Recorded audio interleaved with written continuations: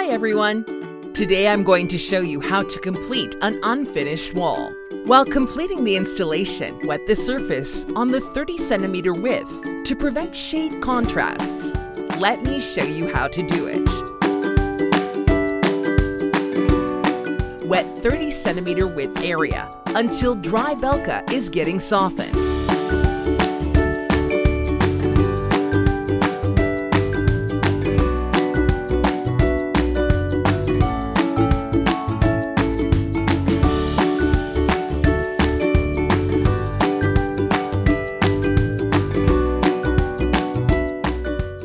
Apply the new Belka dough that you prepared.